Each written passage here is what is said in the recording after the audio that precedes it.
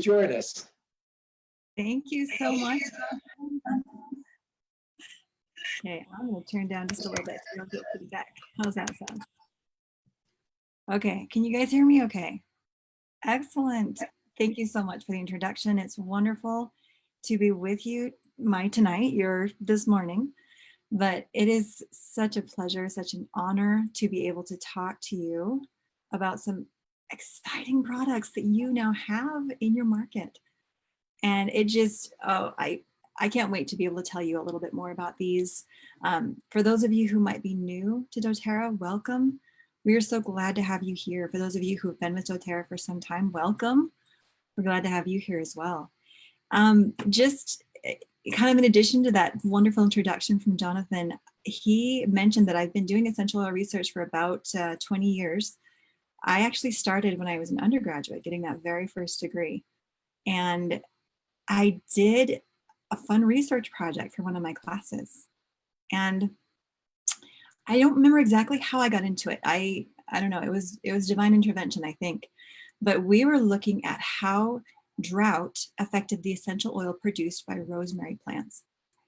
I mean, of all the things to look at, right? I wasn't even a science major at that point, but I remember being so excited because we found some wonderful results. And I remember thinking, what am I seeing? What is this? I didn't know much about essential oils at that point, but from that one project, I knew I was hooked. So the research started, that was back in 1998. So that was clear last century, if you can believe it. And it just kind of went on from there. And I have grown to love essential oils. And I will tell you that having researched them every day for the last 2 decades, I still learn wonderful things.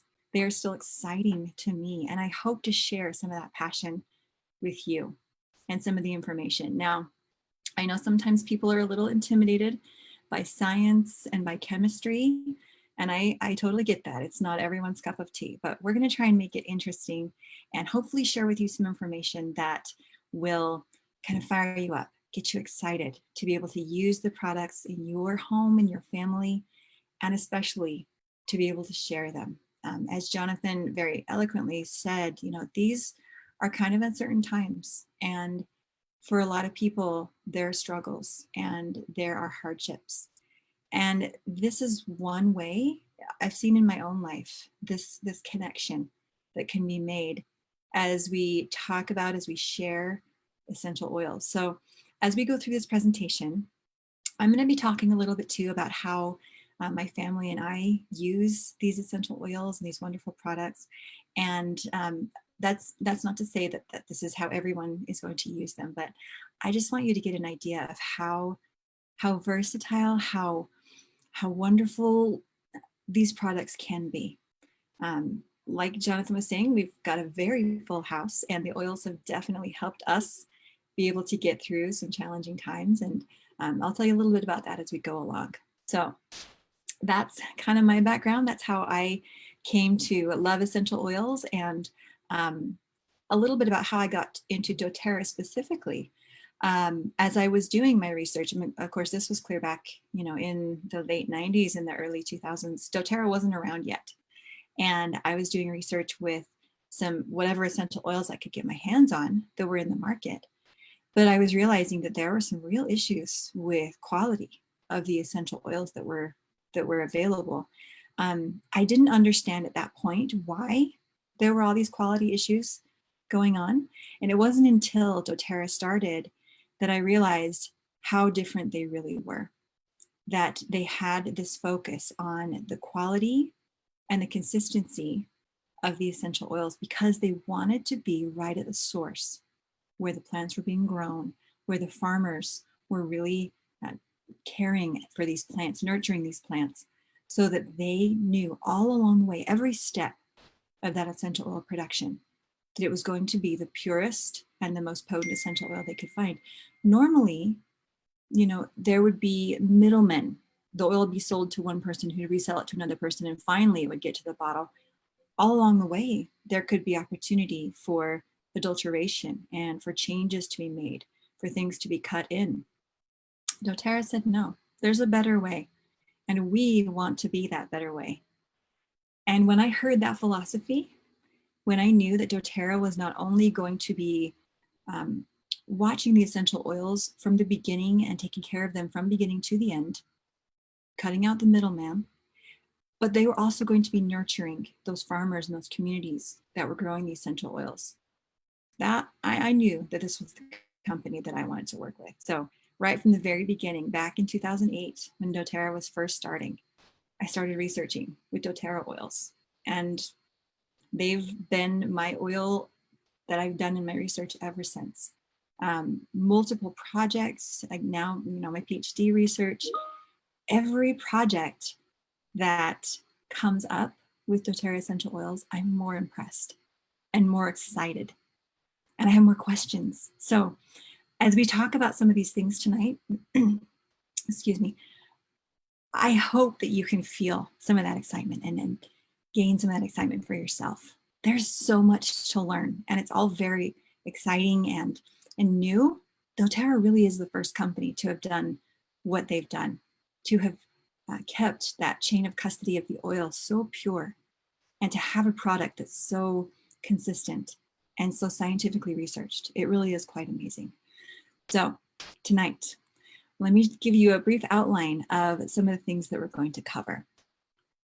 We are going to first talk a little bit about what is an essential oil. Now, again, those of you who are very familiar, this will be a little bit of a review, but if you're new, hopefully we want you to start to understand kind of what we're talking about and give you a good foundation. So we'll be very brief, but hopefully give you some information on that.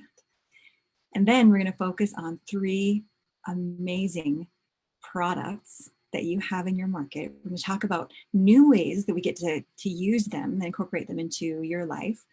Lemon essential oil, frankincense essential oil, and as Jonathan mentioned, DDR Prime.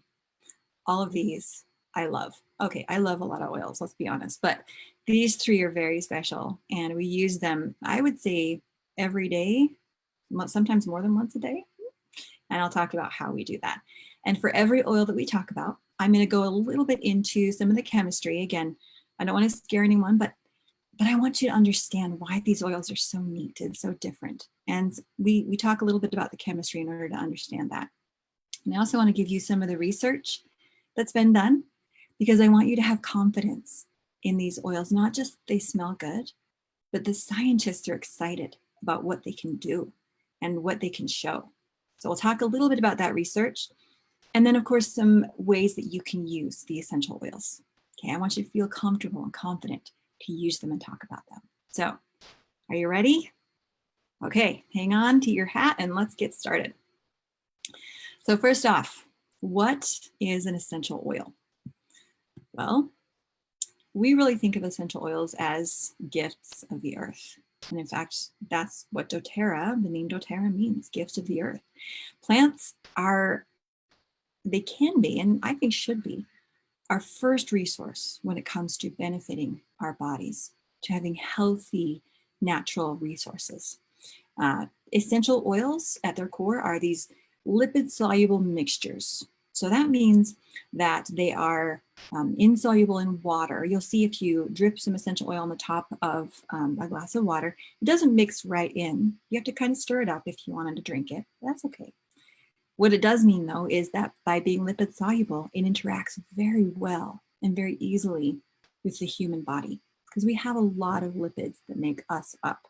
So these essential oils are produced in plants. They are part of the plant biology. And for plants, they have a lot of different roles. They can be used to help defend the plant against pathogens and pests. They can use to attract pollinators for some certain plants. They can be used to communicate with other plants in the area, right? Plants are stationary beings. They can't move around, most of them. They have to have ways to be able to talk to the other plants around them and understand what's happening in the environment and be able to adapt to it. And so essential oils in plants do all these things, right? And more. They do many things. They have lots of functions. So the idea that since humans and plants have really kind of grown up together and evolved together, it makes so much sense in my mind and a lot of scientists' minds that some of the same roles an essential oil has in a plant, it would also have in a human, right? Helping benefit our bodies, helping those communication channels, helping us be able to understand and adapt to our environment too.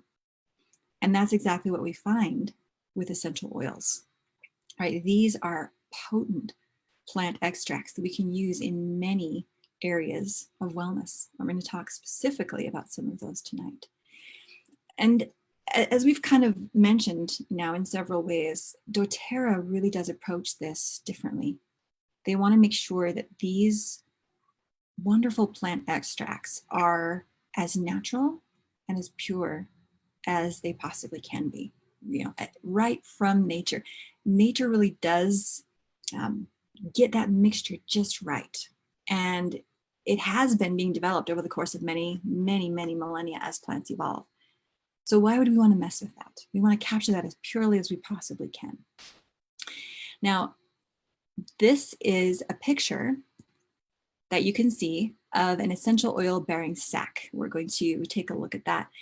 This is a lavender plant, right? If you've ever seen a lavender plant, it's got kind of spiky leaves and microscopic sacs. Of course, this is magnified many more times than our eyes can see, but microscopic sacs on the surface of the leaf hold the essential oil.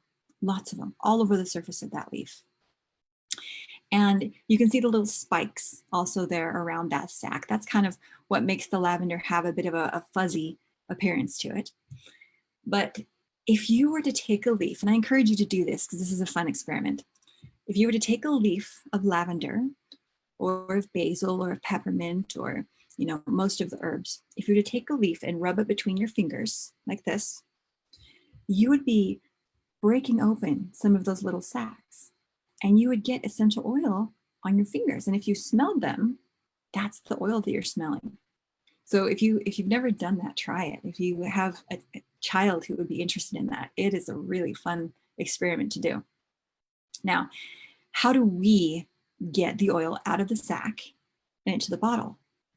Well, it turns out there's a process we use for most of our essential oils, many of them, called steam distillation, where we send steam up through plant material, right? And the sacs kind of open up in that steam. I think of it kind of like, you know, a flower blooming and opening up and letting out those aromatic chemicals. And they float up with the steam. And we later condense the steam back into a liquid form and separate out the essential oil. Now, the trick is you have to know how to do this correctly, because if you do it too hot, you can damage the essential oil. If you do it under too high of pressure, you can damage the essential oil. So doTERRA knew right from the beginning, they wanted to work with experts in the field who knew how to do this just right to be able to extract the essential oil from these tiny sacs.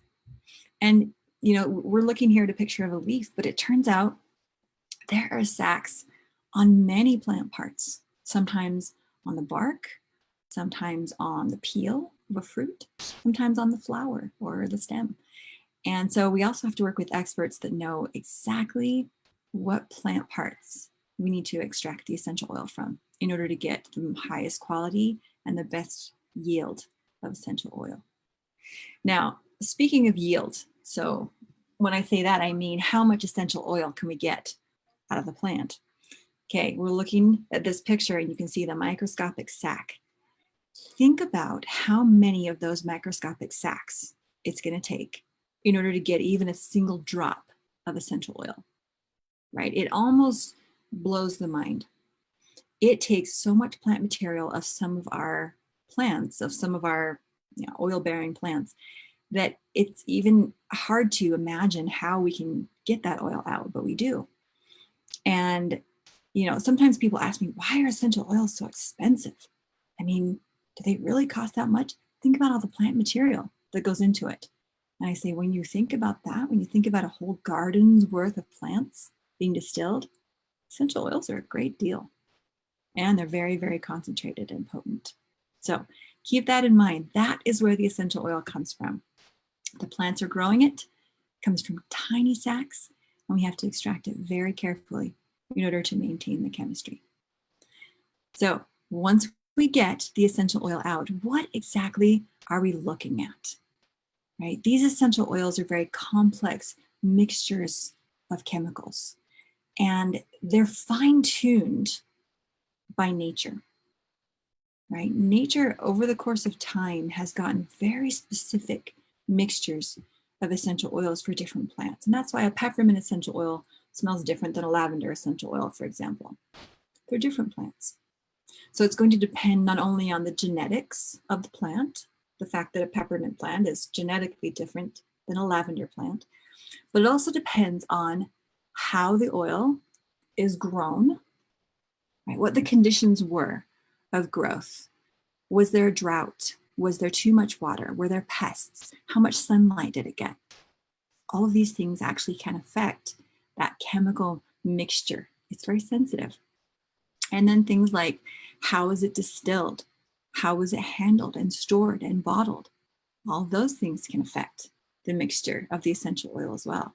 So this really is this wonderful, complex collection of different plant chemicals that really is dependent on very mindful growing and collecting and harvesting and distilling and all these things, which is why doTERRA knew it was so important to be involved in every step of that process and to use expert farmers and harvesters and distillers. And so you might be thinking, oh my goodness, how do we even make sense of this? If there's something that can change just from the weather, how can we ensure the quality of the essential oil? That's a great question. Well, we know some critical markers to look for in each essential oil. So we mentioned peppermint, for example. We know that peppermint has to have certain chemicals, certain plant chemicals that make it smell like peppermint, that make it behave like peppermint. So we look for those markers. We make sure they're present. We make sure they have the right levels. And if we don't, if something is way, way high or it's not there when we expect it to be there, we suspect that maybe something happened to the oil along the way, and we can maybe trace it back and see what happened, or not buy that particular batch because it's not right and it wouldn't have the benefits we expect. So not only is doTERRA watching every step of that process, once the oil gets to the corporate offices, it is subjected to an amazing number of quality control tests, dozens sometimes, to make sure that it has the correct chemistry, it has the correct physical properties. And we'll see a couple of these tests as we go through. I'll show you some examples, but the bottom line is by the time the essential oil reaches the bottle, we are very confident in its purity and potency and quality. We've checked it all ways you can think of, and we know it to be the very best oil that we can find. So now you got kind of a background in what the essential oils are. Let's talk a little bit about 3 very basic ways to use them, and we're going to refer to these throughout the rest of the presentation. So we'll make sure that everyone's kind of on the same page. Aromatic use focuses on the aroma, the smelling of the oil. Now, these plant chemicals, these essential oils, are what we call aromatic. And that refers, kind of colloquially to the fact that we can smell them and they smell lovely. But in chemistry, it also refers to a certain type of structure that they have that I'll point out to you in just a second. But the benefit of that, the fact that they're small molecules and that we can smell them, means that we have a very direct access to our brains. Did you know that the olfactory system is tied very closely in with many of our brain systems, including those that help us understand emotion, those that help us encode memory, and those that help our very primitive brains be able to know what's happening in our environments. So these can be very powerful tools for us to use. And once we're smelling it and our brain is able to react to it, our bodies can then be able to react to it as well. Our nervous systems, our endocrine systems. We have a way through this aromatic use of essential oils to really be able to benefit our bodies very quickly. And if you're familiar with the oils, you've probably seen this from some of your favorite oils. Now, the aromatic use can really be just as simple as unscrewing a lid and smelling the essential oil. I've got some right here on my desk actually that I've been smelling. And my favorite thing is so easy. You just carry the bottle around with you, unscrew it, and just take a nice deep breath of that essential oil. And it's amazing. Like I can immediately feel the benefits depending on the oil that I'm smelling and the benefit that I'm looking for, but it is very fast acting.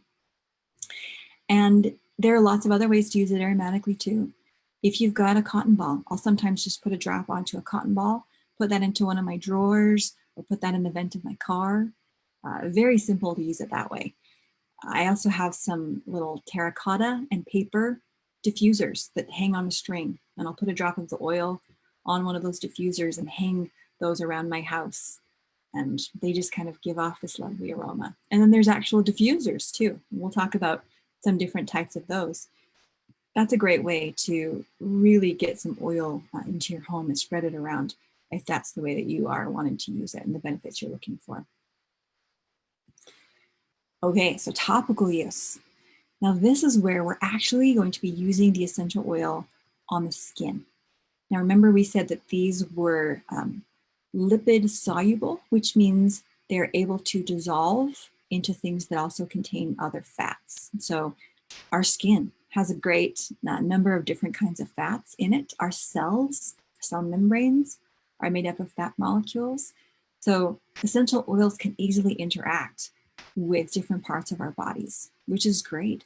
And topical use usually goes hand in hand with massage, right? If you are not very familiar, there's lots of research out there about the benefits of just massage alone, the act of touching, of connecting, of moving around the skin and the muscles. When you add an essential oil to that process, it becomes even more powerful. And I've definitely seen this in my home. My kids in the nighttime love their massage. I'll come and give them a hand massage or a foot massage, and we'll chat through the day. It's a connection that I don't know, it's hard to find in many other ways. So we love our essential oils for the topical application. Now, if you are using topical essential oils, carrier oils are a great thing to have on hand as well. Now, these are other fatty oils like olive oil or fractionated coconut oil or grapeseed oil. And you put your essential oil into that carrier oil and it becomes an even better massage tool. You're able to spread it around more, you're able to work into the skin and muscles more. And the good news is that actually helps the essential oil stay on the skin a little bit better. The warmth of our skin causes the essential oils to evaporate very quickly if we're using them straight. Again, that's not a bad thing necessarily. Sometimes you want that aromatic experience very quickly. If you really want to use essential oils topically and you want them to stay where you're putting them, carrier oils are a great way to go because they kind of trap those essential oils on your skin, keep them from getting away so fast, so you can use them in a more broad type of a massage, a more broad topical application. And the great news is too, as you're using a carrier oil, you are helping to moisturize your skin, helping to limit any sort of skin irritation that some people have to certain essential oils. If you're brand new to essential oils, it's a really good idea to do topical application with a carrier oil, just until you know how your skin is going to respond, right? To see if you are going to be irritated by it or not. Most oils are pretty gentle, but some of them are very, very strong. So it's a good idea to start out that way when you're doing topical application. Okay, and finally, internal use. And that is kind of one of the exciting points of this whole presentation. This idea that we can use essential oils internally. And you now have products in your market that you can use for internal use. And this is probably one of the newer ways that people kind of consider using essential oils, at least here in the United States. And it's a little bit, I guess some people are nervous about it just because they think, oh, essential oils are only for aromatherapy. That's not true at all. Think about our human diet for the last, I don't know, since humans evolved. We've always been eating plants. And in plants, there's essential oil. So this idea of using oils internally is very intuitive for me and for many people. And it's something that, if you do it with, having been well educated to do it, and you do it as you're learning about how to do it best, it's a wonderful benefit. The reason internal use can be so powerful is because you're getting a systemic benefit, a whole body type of benefit. The oil is going through your digestive system. It's being absorbed like a food would be. And then your body can now take it and use it where it's needed in the body. So this is where I knew I wanted to focus my research. It's where I find myself being very fascinated. And it was the subject of my doctorate research most recently. We don't have all the answers when it comes to internal use, but the research is filling in very, very quickly because a lot of scientists are just, number one, stunned by the kind of results that we see, and number two, very curious about what does happen. What are the molecular pathways? How does it interact with cells? What are the benefits that we could gain from using essential oils as health benefits to us internally? So as you're getting started, if you're new to essential oils, you're going to want to take a look at the resources that doTERRA has, because not all essential oils should necessarily be used internally. For some of them, their benefits are much more readily available if you use them topically or aromatically. So doTERRA has some great tables published that show which oils are good to use topically, aromatically, or internally, and some are all three. So it's a good way to, it's a good idea to educate yourself and then start using them. And we'll talk again, today we'll talk about three that definitely can be used topically, aromatically, and internally. And they're so exciting and fascinating. So let's start out by talking about three, again, my very favorites, three that we use very commonly. And we'll start out with lemon. Now this one, it is consistently one of doTERRA's top selling essential oils. And you'll see why as we talk through it. It really does have just multiple benefits and uses. And it smells amazing. This is an oil that I haven't ever heard anyone say, oh, I hate how that smells. Everybody loves it. It's a wonderful smell. When you add lemon to water, it can really give this refreshing, healthy boost to your water bottle. And lemon is frequently added to food to enhance the flavor of desserts and main dishes and sauces and smoothies. It really does have an uplifting, energizing aroma that can help influence these feelings of joy and lightness and cheer. So this is an oil that I've had on my diffuser almost every day for about the past month. In my house, we have needed some feelings of lightness and cheer because there have been some pretty dark days. It's been hard. Everybody not sure what's going on, feelings of uncertainty, being stuck inside the house when the weather is bad. When I turn on the diffuser and I have lemon in there, it's like this little ray of sunshine, and I can see the effects in our family very quickly. And so, again, this is a great one to have on hand every day. It's a fantastic essential oil.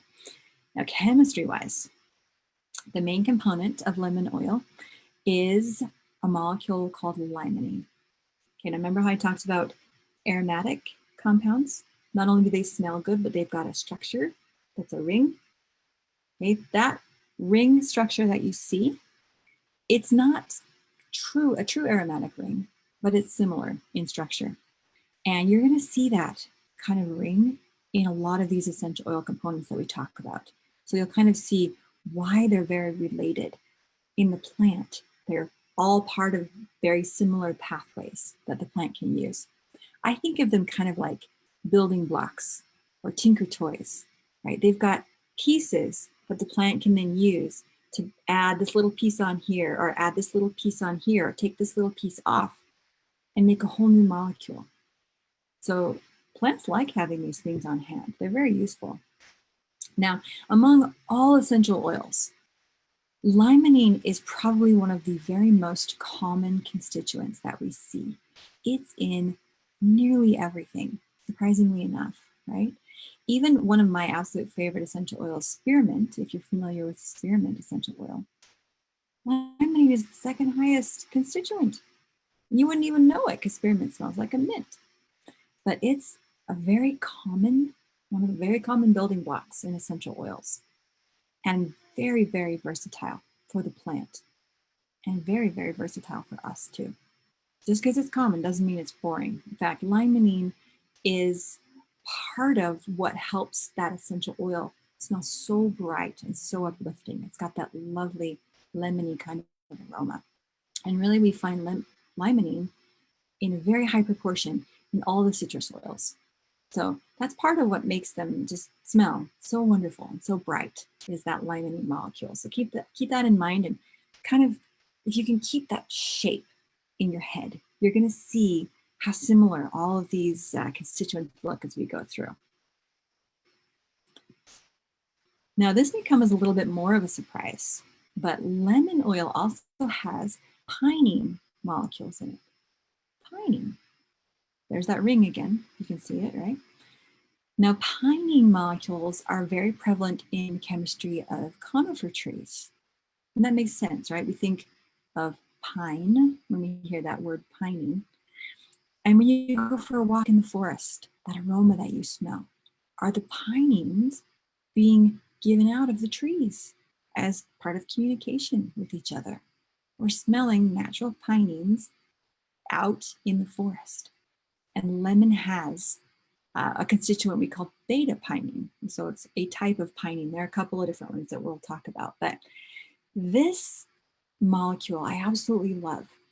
Research has shown that this has very important refreshing and mental clarifying kinds of properties.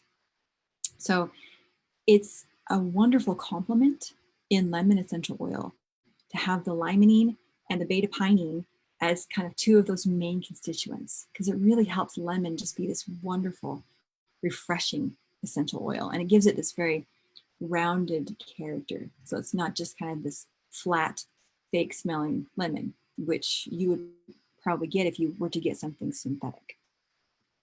Okay, one more molecule let's talk about. This is maybe the most surprising of all. Gamma terpenine is probably the next most common molecule in essential oil. Now, these are very prevalent in melaleuca, or tea tree oil. If you're familiar with tea tree oil, it's got that very sharp and kind of astringent and spicy smell. Now you're thinking, okay, I need to go open a bottle of lemon and smell it. Now this isn't going to smack you in the face, this molecule, because it's not in a super high proportion, but it's there. And again, it helps just this rounded and deep aroma of the lemon. And it's part of what makes lemon such a great oil for cleansing, because gamma terpenine is a fantastic cleansing and refreshing kind of a molecule. So we've discussed three molecules, right? In lemon essential oil, there are dozens, maybe hundreds of different types of molecules. That's going to be a common theme as we go along. This idea of synergy, of not just a single component, but many components that are working together to bring the benefits of the essential oil that we see. And so if you ever have the opportunity and you're smelling maybe a synthetic essential oil, or a cleaning product from the store maybe, smell it and feel what your body feels. And you'll notice, at least I notice when I smell it, there's just this kind of flat smell. It doesn't smell alive. It doesn't smell real. When you open a bottle of lemon essential oil, it's as though you've cut open a fresh lemon and you would just have that lemon right up to your nose. It is absolutely wonderful and amazing. It's one of my absolute favorites, if you can't tell. So, what are some of the benefits? Let's talk about what lemon can do for you in your home, in your family. Research suggests that there's a number of ways we can use lemon to benefit our health. We've discussed, based on chemistry, it's great for cleansing. So a lot of people will use lemon in a spray on the surfaces of your home, maybe your kitchen counter, your kitchen table. Sometimes as a wash for fruits and vegetables. They'll just add some lemon oil into a little bit of water, spray that onto vegetables and wipe them down. Great way to help clean off those fruits and veggies. And then we also have seen research that can support lemon being useful for healthy digestion, promoting positive mood, as we've talked about, and even healthy respiratory function. And that makes sense to me, right? We've got a lot of these wonderful constituents that, we might be smelling as we're out walking in nature, or, we're eating a healthy meal. It makes sense that they would support our bodies in the way that research shows that they actually do. So here's an example of the kind of research that's been generated on lemon essential oil. This paper was looking at a population of mice, and the researchers showed that lemon essential oil in the diet of the mice helped them improve a healthy mood and a healthy stress response when they were subjected to a stressful test. Interesting, right? Now, we always have to be careful when we're looking at animal research or research about cells in a petri dish, because we can't always make that leap directly into humans, right? But that being said, we do love to see research that gives us clues and points us in the direction of how the essential oils are working. And so in this case, in this test, even though it's in mice and not in humans, it tells us this agrees with what lemon has been used for centuries, for millennia. It makes sense, and it validates those kind of ideas that we have of how to use lemon. So all the science is helpful, hopefully interesting in some degree, but for the real question, how do I use this oil? How do you use this oil? Now, I'm going to give you, we talked about the scientific information. Now let's talk about some practical ways that you might be able to use lemon in your everyday life, in your house, with your kids, or with your neighbor, or whoever you come in contact with. That way you have the chance to be better educated and more comfortable and confident talking about and sharing the essential oils. Because that's hopefully what you are able to take away from this presentation. We want you to feel empowered and excited about these essential oils. And we want you to not only want to use them for yourself, but to share them with others. So, aromatically. Now remember, this is where we're smelling the essential oil. They're very, very good at, those essential oils are very, very good at evaporating and spreading. So aromatically is a wonderful way to use lemon essential oil. And some of the easiest ways, just putting a few drops into a diffuser. It mixes wonderfully with other essential oils. If you like to do your own blends, if you like to be courageous and experiment with different aromas in your house, any of the other citruses, lemon smells wonderful with. Lavender is another great one to mix it with if you want something a little bit floral. And I mentioned I like to put these on little cotton balls and diffusers kind of hung around my house, put into my clothes drawers. Now, I love this too in a spray bottle that I can spray around my house or in my car, because it just uplifts in a very, very simple, I fill a spray bottle mostly with water, put some drops of lemon in, shake it up really well, and then just a few spritzes And I've got a wonderful, simple room spray. And again, you can mix it with different oils if you want to experiment with how that will work. It's super easy and very fun. So most people, as we mentioned, like to use diffusers when they are, using their essential oils aromatically. And there's a couple different kinds of diffusers. If you've been with doTERRA for a while, you may have done some experimenting, and that's great because different people like different kinds of diffusers. The one you see on the far left, that is what we call an ultrasonic diffuser. It sends kind of this ultrasonic pulse through the kind of a pool of water that's got essential oil dropped onto the top of it. And it shakes up those molecules and sends them up into the air. It doesn't destroy the molecules. It keeps them very, it's very safe for the essential oil, and it's very easy to use. These are probably one of the most common types of diffusers that people use their essential oils with. It does require water, so you do have to refill it and you do have to clean it out. So keep those things in mind if you're using that type of diffuser. It's wonderful to fill up the whole room with the aroma of essential oil. The middle picture, this is what we call an evaporative diffuser. It's not doing anything active other than you're getting wet some little bamboo or other wood reeds, and then the essential oils just kind of evaporate right off of those reeds. And then every so often you flip them over and expose the wet side and let more essential oils evaporate. I have several of these as well, and they're wonderful. They're super easy to use. You just put some oil down in the bottom of that little well.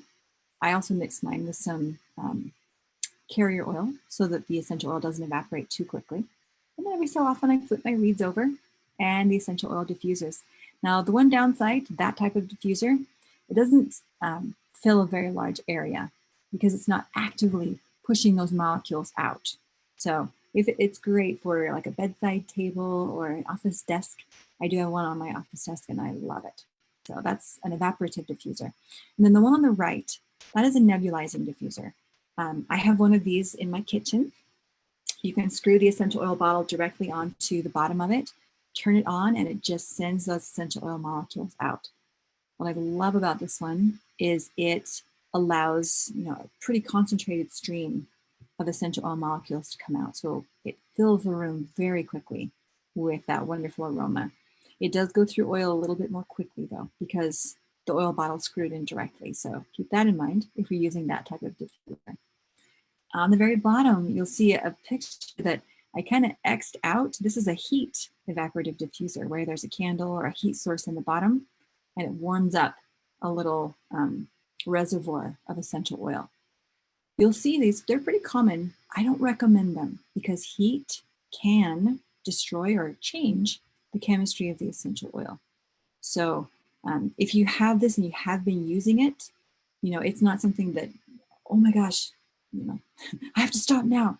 I mean, anyone can choose to do that, but just do keep in mind that it might alter the chemistry of your essential oil. And so it's not the one that I would personally recommend.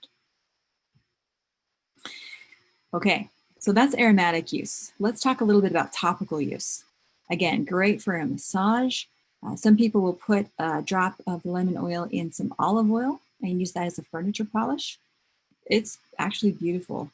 Be sure and test it on part of the wood that doesn't show if you do this, because different woods may respond differently and different paint or stain or whatever.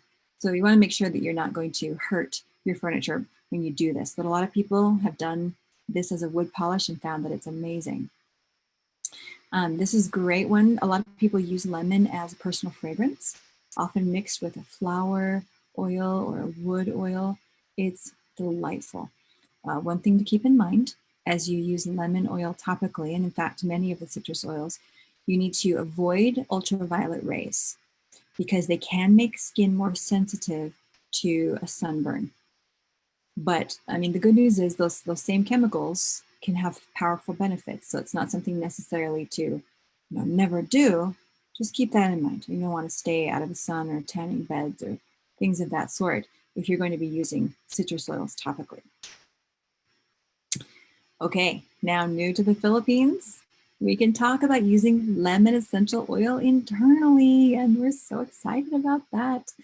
It has been approved for use in that way, and This really is just exciting, and I hope that you take the chance and get the chance to talk about it to other people and to try it yourself. This is one of my favorite essential oils to use in drinks and in sauces and in our smoothies. My kids love smoothies made of fruits and vegetables, and we like to throw a drop of lemon essential oil in there because it just brightens things up in an amazing way. Um, it's the bottom line, I think, of lemon is just it's got such great versatility and such a wide appeal to everyone that this really is an oil that, is a great thing to introduce someone to.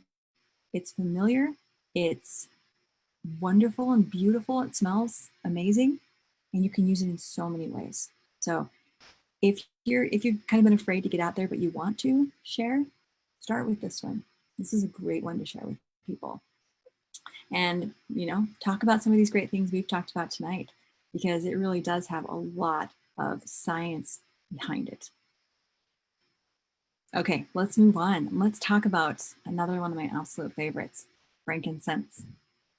This is one of doTERRA's and really anyone's most prized and precious oils due to a very rich aroma and some extensive health benefits. It's often referred to as the king of essential oils. And I know if you know who Dr. Hill is, one of the doTERRA executives, this is one of his absolute favorite essential oils. He's the one who probably made it one of my favorite essential oils too, because he would always talk about it and he would always be using it. And he would share with me all the ways that he was using it in his life. And so I would try it out. And the more I used it, the more I loved it. Now, this has been used for centuries, again, probably millennia. Ancient Egyptians would use the resin for bathing or for salves, for beauty potions. It really is known for its soothing and skin beautifying kinds of benefits. And the cool thing is, so that's, topically using the frankincense, but when you inhale it, it's got, the ability to promote feelings of peace and relaxation and overall wellness. And we're going to talk about why now. Let's get a little bit into the chemistry. So one of the primary components of this essential oil is alpha pinene. Does that ring any bells? We just talked about beta pinene in lemon. Now we're going to talk about alpha pinene. They are related very closely. Right? You can't, I should have put a beta pinene there so you could see them side by side, but they're very chemically similar to each other. And they're often found together in the conifers, in the pines and related trees. Now, it has wonderful benefits for cleansing and for cellular renewal types of things. And some scientists really think that this alpha pinene molecule is the most abundant essential oil molecule in the entire world, because every forest everywhere has trees that are releasing this alpha pinene up into the atmosphere. So I mentioned that briefly, right? Walking in the forest and you're smelling that amazing aroma, you're smelling pinenes and you're smelling other essential oil molecules that the trees are releasing. And in fact, this very idea caught the attention of scientists.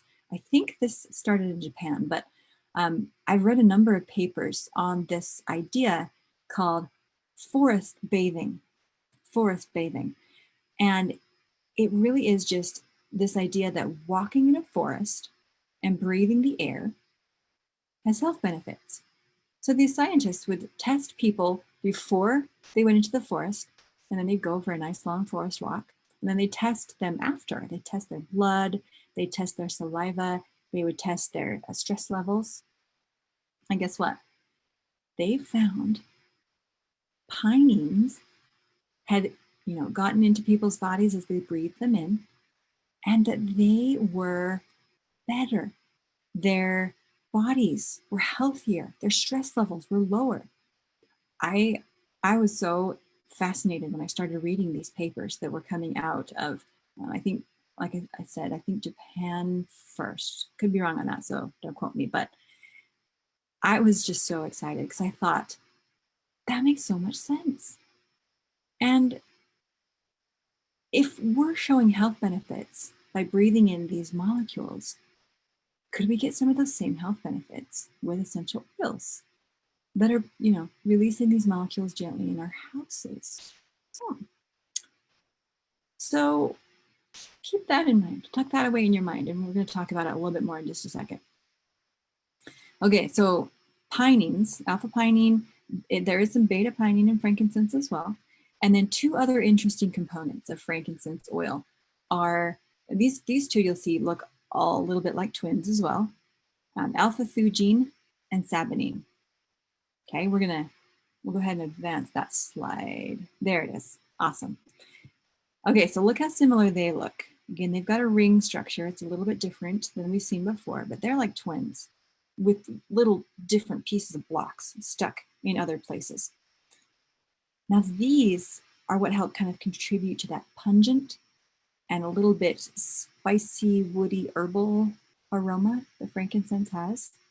It's not just like smelling a pine tree. Frankincense isn't. It's got this richness underneath.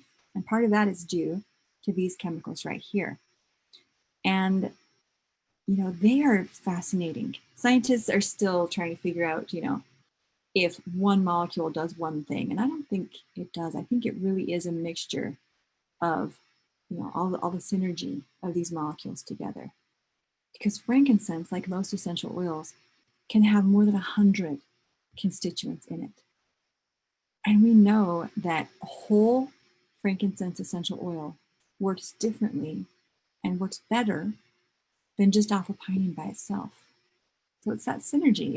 It's nature's blend of an essential oil that really makes the difference and gives us these benefits.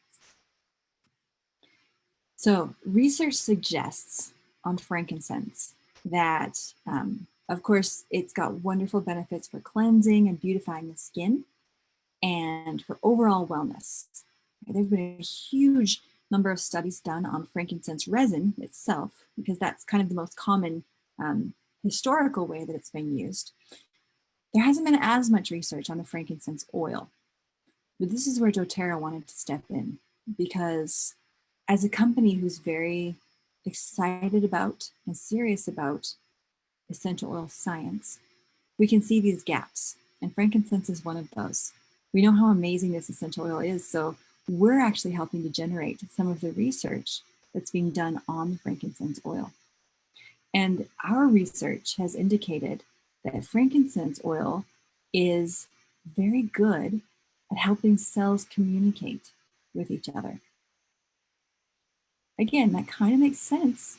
It makes a lot of sense to me, because those molecules are how the trees are communicating in the forest. I don't know, it makes sense in my mind that that's how the cells might be able to improve communications with each other too. So more research is being done, and so we hope to be able to generate some publications and papers on that, but it's very exciting for us to start to understand what that means. So here's another example of the kind of research that's being done on frankincense. And for many centuries, frankincense has been traditionally used to help support overall well-being, support healthy cells, a healthy inflammatory response. And finally, science is starting to catch up with how people have been using this kind of intuitively for many, many years now. So it's always exciting for us as scientists to see the science finally catching up to how people have always known how to use these essential oils.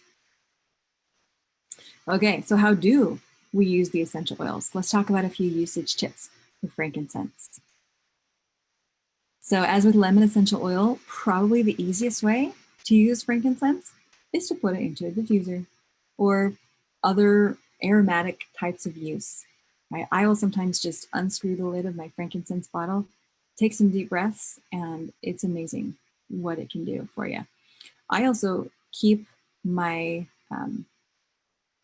frankincense bottle I have a few actually. I'll keep them around my house so that it reminds me to put another drop in the diffuser or to put a drop on a cotton ball. And I like to think about it almost like I'm simulating my own little forest. right? I'm bringing some of that idea of forest bathing into my house. I'm allowing those wonderful beneficial molecules in the frankincense essential oil to come and beautify my air, encourage those feelings of well-being.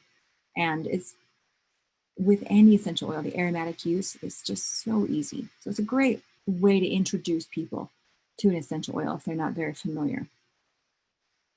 Now, topically, frankincense is excellent to use in massage.